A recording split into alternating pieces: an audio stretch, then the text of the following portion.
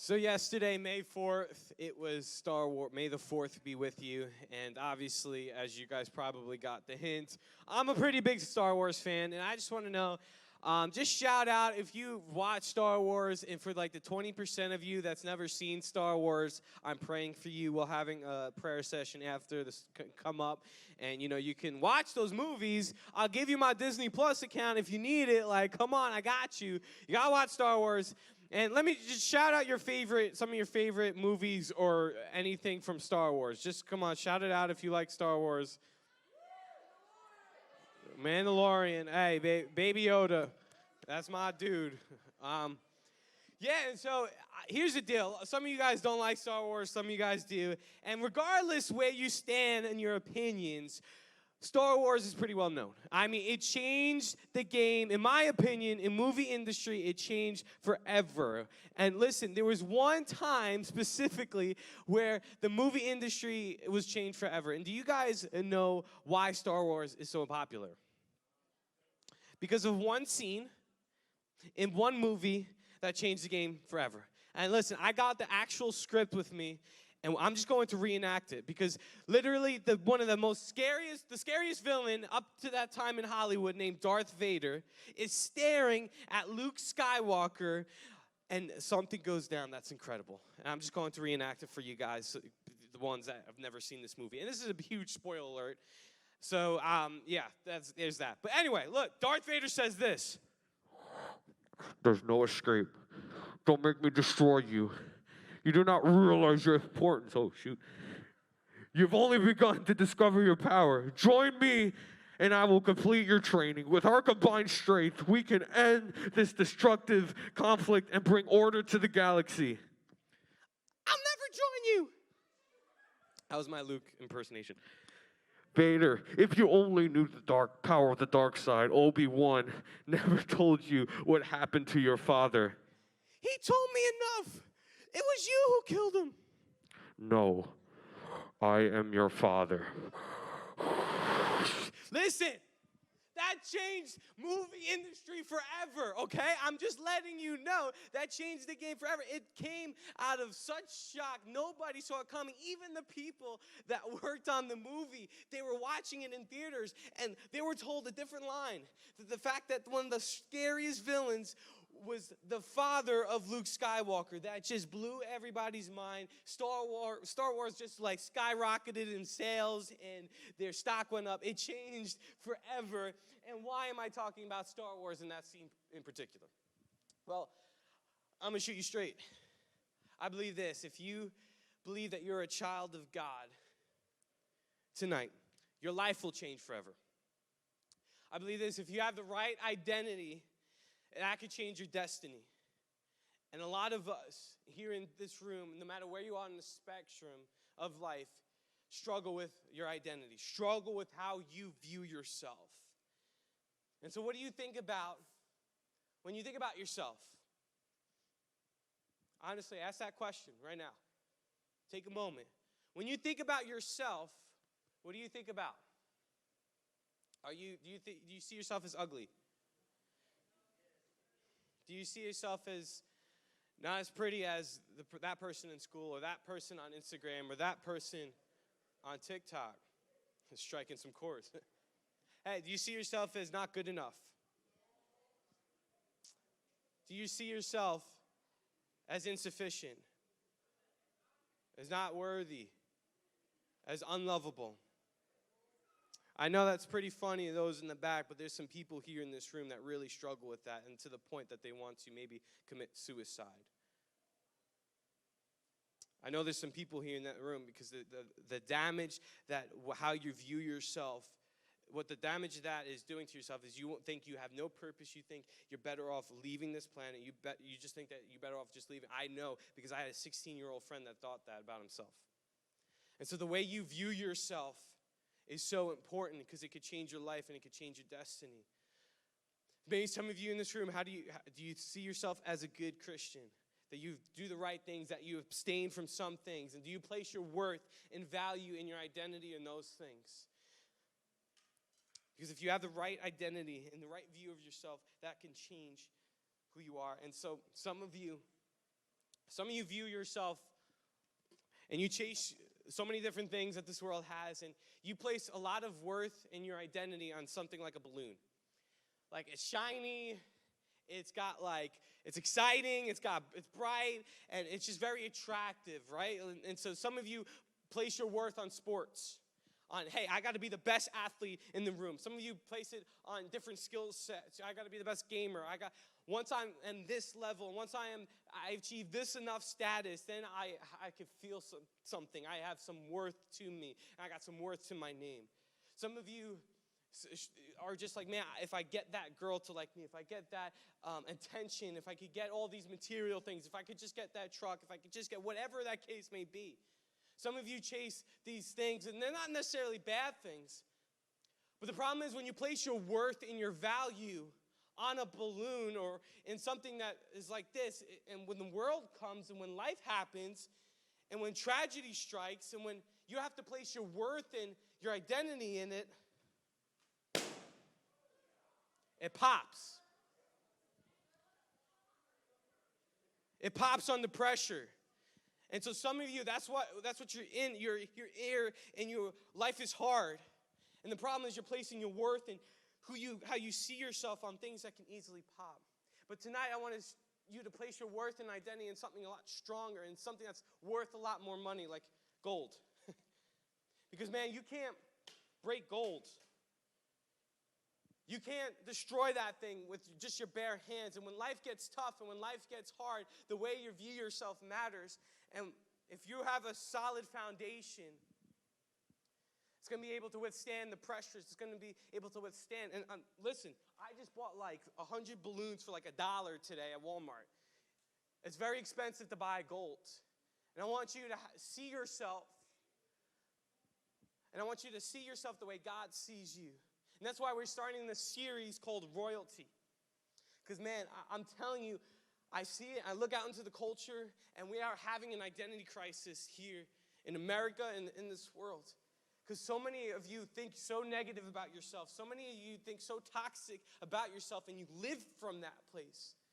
But, man, the thing is, Jesus has something better. Jesus has something amazing that he wants to give you, something that's more worthy. Something that's stronger, that can withhold and has some substance to it. So for me, I grew up as a Christian. My parents got saved later on in life, and they actually lived this party lifestyle, rock star lifestyle in the 90s, but then they met Jesus. And so I kind of just grew up as a Christian. And man, I would have told you that, yeah, I was a child of God.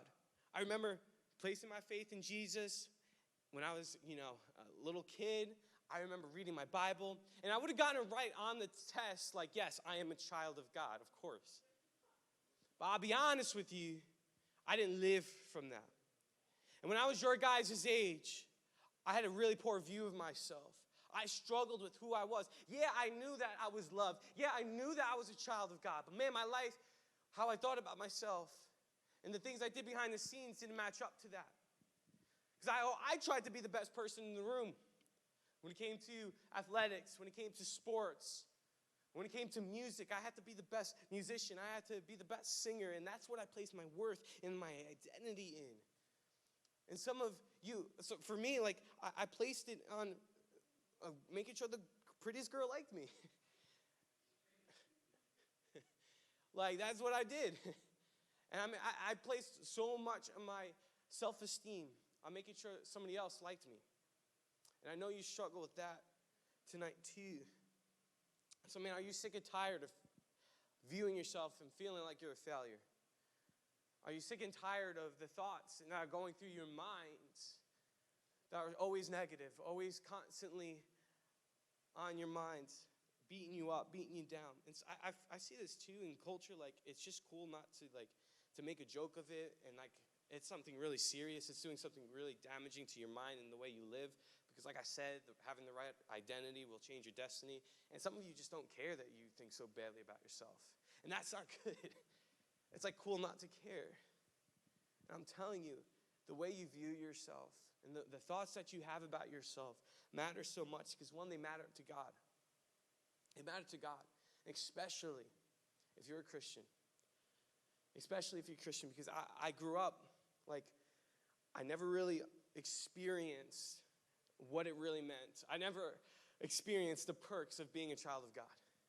Over the last 2 to 3 years or so, I've really understood it, and I've really experienced something different that I wish I experienced in middle school and high school. And the thing is, if you're struggling with your self-worth and your self-esteem, and you are a follower of Jesus, you have something amazing. You have a royalty. You are a child of a King of Kings. And I want to tonight, just be honest with you, really, if you are a follower of Jesus, I want to just get you excited. Maybe get some of your thoughts on straight. Because for me, like, a lot of me being a child of God was like kind of just this performance behavior modification. Like, I did all the right things, and that's what thought it meant to be a child of God, but it was something totally different. And something that actually changes you from the inside out. And I wish I experienced that back in middle school and high school. And some of you don't care about Christianity. You don't care about God. I'm just happy that you're here. But I desire for you to realize the impact that it can have when you realize and when you place your faith and trust in Jesus, how that could change your life. That's why I'm doing this. I'm not doing this just because I get paid to do it. I'm doing this because I've seen it be changed in my life. I've seen it be changed in so many other people's lives. And I'm telling you, when you view yourself and you believe it, that you are a child of God, that will change your life. And I love Paul's letter to the Galatians. Because if you're struggling with how you view yourself, if you're struggling with legalism, if you're struggling with just following the rules, thinking you're a Christian, man, I really want you to read Galatians as just like as a homework. Because Paul addresses some of these things. And so if you're taking notes, we're going to be in Galatians 4. And we're going to see how in Christ, when we're in Jesus, we are royalty. And Paul says this in verse 1 in chapter 4. He says, if a father dies and leaves an inheritance for his young children, those children are not much better off than slaves until they grow up. Even though they actually own everything their father had. They have to obey their guardians until they reach whatever age their father has set. And that is what it was with you before you came to Christ. We were like children. Actually, we were like slaves to the basic spiritual principles of this world. Now, what is Paul saying? What Paul is saying is that what we were before Jesus, who we are as people, if you're writing notes, write this down. What we were is we were children in slavery. We were slaves. Everyone that doesn't have their faith in Jesus, you are a slave. You're a slave to your desires. You're a slave to whatever feels good in the moment, and you pursue that. You're a slave to what culture says. You're a slave to what you place your identity on. And before Jesus, we go and chase so many different things to place our identity in. And for me, as some of you guys know, like, I was a music producer for like 3 years. And man, it was such a blessing. It was an amazing time in my life. I went from just making beats in my bedroom to like opening up for guys like Carrai and performing in front of 3,000 people at a conference. And like my life was going so in a direction that I never thought was ever possible for me. And so now I'm getting all these different things. I'm getting all this attention, and all of a sudden now like fan accounts are being made about me, and like I'm getting like all these people stalking my Instagram, and people like, and it's just weird. I'm getting all this celebrity. I'm getting all this change. And so if everyone can keep focusing on me, I'm telling my story, which is pretty cool. And my story's, like, it's my story. I want your eyes on me because I was crazy. Like, there was times, I was in, the green room, and I'm hanging out with Andy Mineo. I used to look up to Andy Mineo. Now, all of a sudden, I'm getting all this validation. And if you know my story, I was doing these things for a little bit, and I was trying to find my way and doing ministry, but it didn't work out. And no one ever, approved of me. And so I'm looking for validation, and all of a sudden I'm making this music, and it's popping, and I'm like, oh, maybe this is where I should put my identity in. I'm getting all this attention. I'm getting all this clout. I'm getting all this focus on me, and people start to like me, and I'm like, oh my goodness, this must be where I have to put my identity on. I must be a musician because I'm getting all these streams, and people, I'm doing all these shows, and this is incredible. And I saw quickly how much that captivated and tried to get at my soul. And I saw how quickly I became a slave to affirmation. I became a slave to validation. And that's what Paul's getting at. Paul's like, look, you're going to go chase all these different things to put your worth on. It could be your sexual identity. It could be the fact that you're a minority, or your fact that you could, whatever the case may be for you. Maybe it is being a good Christian. Maybe it is following the rules. It could be anything. And he's going to tell you, when you chase after those things, it's going to be like a balloon. And it's going to be nothing that you can place your worth in, and actually you're going to be a slave to that. And that's what like slavery is. Like, I love that term, basic spiritual principles of the world, because what Paul is saying, it's like a Christianese term. It's like there's something going on, and that those things that you're chasing after are trying to sell you something. And they're selling you something, and when you buy into it, you're actually just becoming a slave. See, you're thinking when you place your identity in certain things that you're going to be free, but you're not. You're not. And you end up doing whatever that master tells you to do. And I see it so often in culture, and I've seen it in the depths of musicians. Like some of the people that I was close with in the industry, like I've seen it captivate people's hearts and souls, and because they place their worth, their identity in something that was so fleeting. And the thing is, some of you are there right now, that you're a slave, that you're an orphan. You have no father, you have no purpose, and thinking you're free, but you're just a slave to your impulses and desires, and you're looking for someone to accept you. You're looking to be known and to be loved. That's the basic human need, is to be fully known and fully loved. And we do different things. We chase different things to try to pull our weight and put our hope in, but they end up failing. And so this is what Paul says next. He says, but when the right time came, at the right time. See, God's timing is always better than our timing. We went over this verse in Christmas, right? If you guys remember, like, God's timing is always better than our timing. And he sent his son, born of a woman, subject to law. And God sent him to what? Buy freedom. To buy freedom for those who were slaves to the law, so that he could adopt us as his very own children. Do you know that God wanted to buy you back from slavery? That God saw you as you were chasing different things, as you were doing things that disowned his name, and you were going after your own things, as you were turning inward, as scripture says, onto your impulses and desires. God's like, hey, I want to get you back. I want to redeem you. And you know what the cost was? His own son. His own son. That's why, if you don't understand why Jesus had to die on the cross, we had a debt because we were slaves, and he had to buy us back. Some of you, I'll just be honest, some of you don't have dads in the picture. And some of you have dads in the picture, but you can never fathom them buying something for you. And Jesus loves you so much that he went on a cross and bought you back. And are you going to accept that offer or not? It's available for every single person here tonight. Do you want to accept that offer or not? Are you looking for something to place your worth and identity in or not? And so what did God do? He redeemed us. If you're taking notes, what did God do? He redeemed us. He bought us back. Redeem is literally meaning he purchased us. He purchased you. Your debt is paid. That's why this is good news. This is the gospel. That's why some of you who are Christians, and even those who are not Christians, like some of you who are not Christians and you're not following Jesus, you literally think Christianity is a bunch of rules.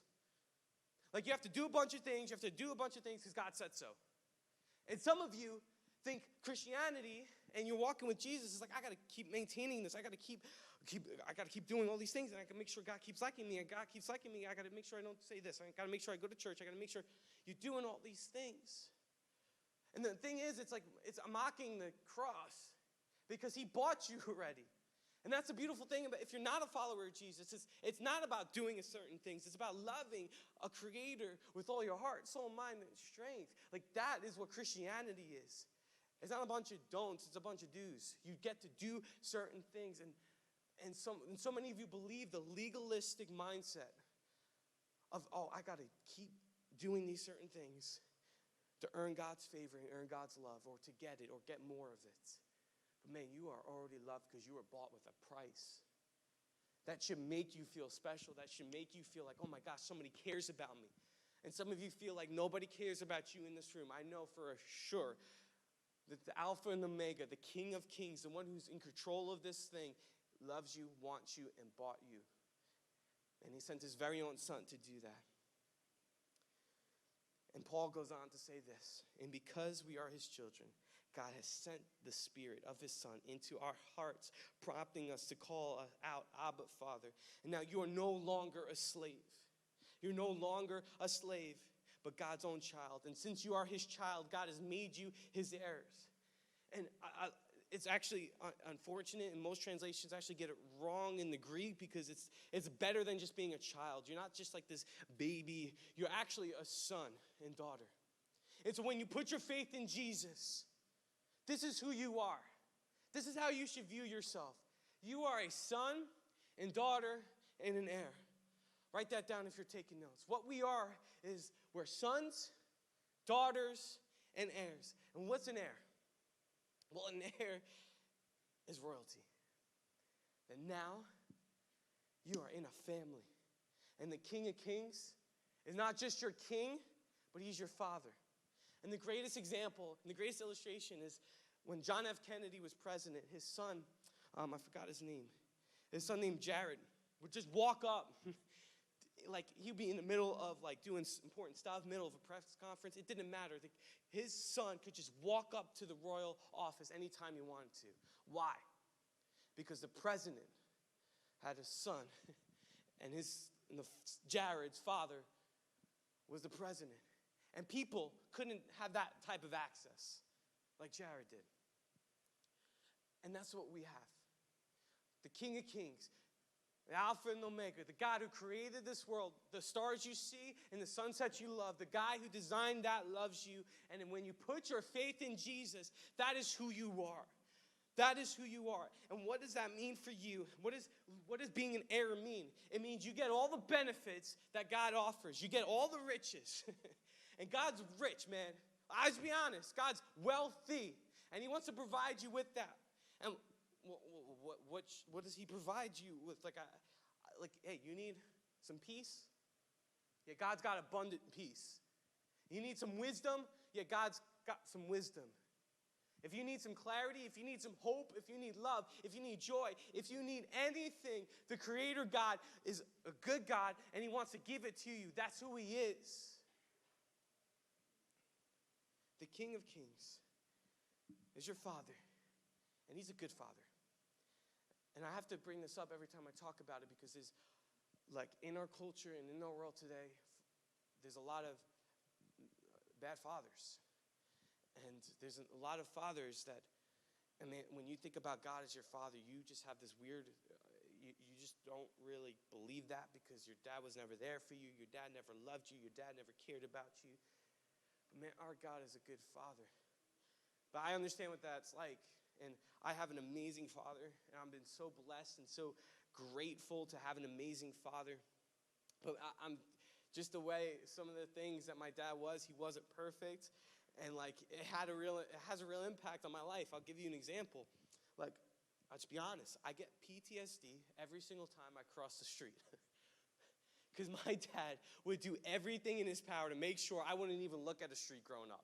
Like, if the ball went out onto the street, he was like, hey, don't go there. And I would be like, okay. Like, I would just get PTSD. And so every time I walk across the street, my wife makes fun of me. I just get kind of like, a little, like, are we good? Like, and I get this, like, anxiety that comes out of me. And it's because my dad he was very, like, paranoid about making sure I was safe. And I love that, but it just produced, like, this anxiety in me.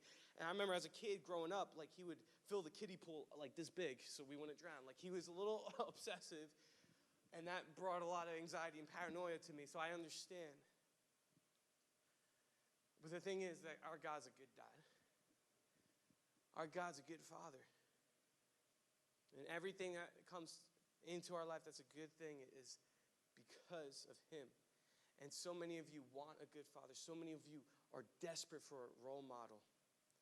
You know, I'm watching Cobra Kai right now, and like, horrible actors, amazing story, but I just see the story and how so many of the actors from, literally all the actors, all the male figures, they have, like, a dad was never around, and we just see the repercussions of that. We see it play out, and we see people are broken, and we see all the characters have these little identity issues because they never had a good father. They never had a good role model, and the whole kind of story I'm seeing is like a role model stepping in and being there for someone younger. And the amazing thing is, no matter if you have a horrible father or you have a great father, you have a heavenly father, and he can do more for you than any earthly father can. And when you're in a family, when you're in the family that the King of Kings is running, you are fine. You are taken care of. That's why I love Psalm 23. The Lord is my shepherd. I lack nothing. I'm content. I'm good. And when the King of Kings is running your story, you can walk in any situation. Hey, I'm good. And that's how you should view yourself. It's like, I'm good. And you know, I got some things, but man, I'm good. And that changes your life. That changes everything. And so you need to see yourself as a son and daughter, not as a slave. Because the son has a father, but slaves have masters. The sons and daughters obey out of love, while the slaves obey out of fear. A son and daughter is rich and wealthy and has everything that they need, while the slave is poor. And the son and daughter have a future, while a slave does not. And that's what we have in Jesus. And that's how you can wake up and remind your soul and remind your thoughts and battle those negative thoughts and say, you know what? I am loved. I am wanted. I am chosen. My God is Jehovah Jireh. He is enough and he is good for me.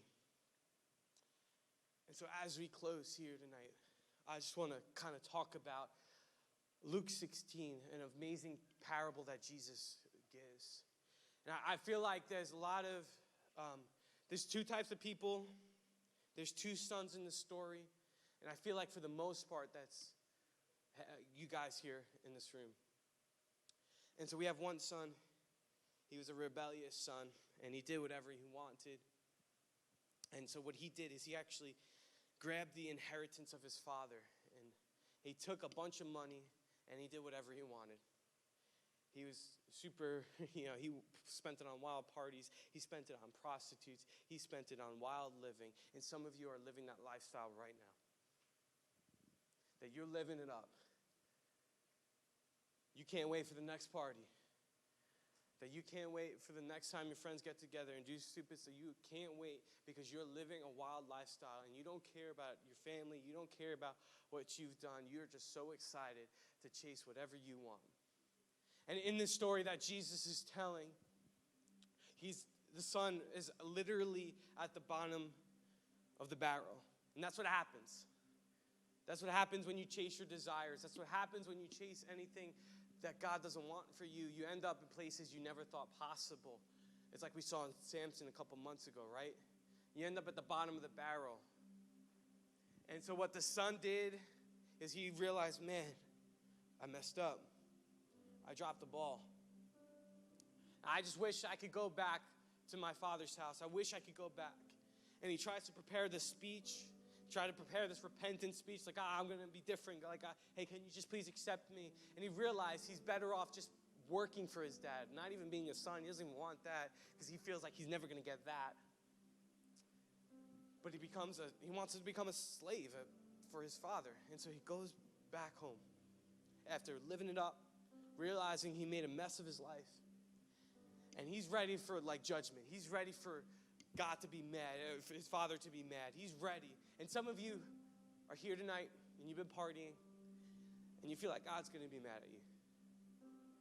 If you feel like you come back and you get real with God, he's going to get you to do the dishes. He's going to get you to work the fields. He's going to get really mad at you. He's not going to talk to you anymore. He's going to have his distance. You're going to have to earn back some things.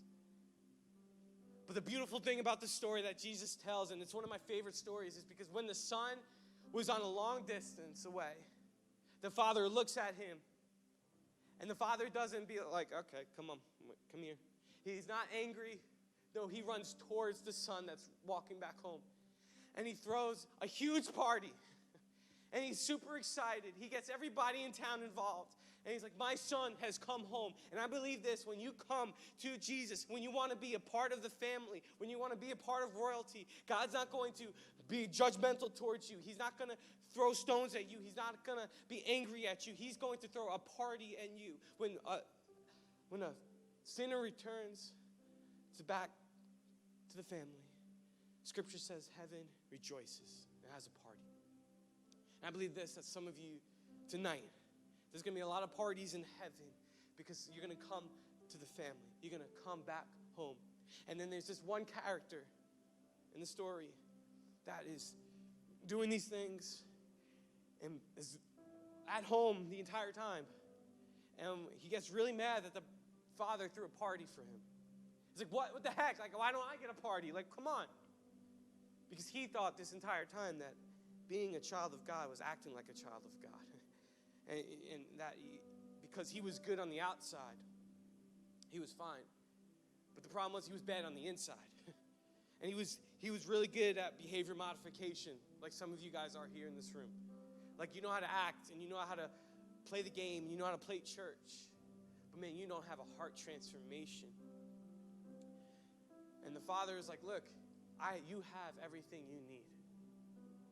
And so for some of you that are following Jesus and are living and placing your worth and identity in your performance, maybe tonight you'll have a new mind frame, a new set of eyes, and you're going to see things different. It's like, you know what? I am already loved. And I don't do things just because I have to do them or just because I want to be this better person morally, but I get to do them because I'm already loved. And I want to see this world be different. And I want to see people come back to the Father.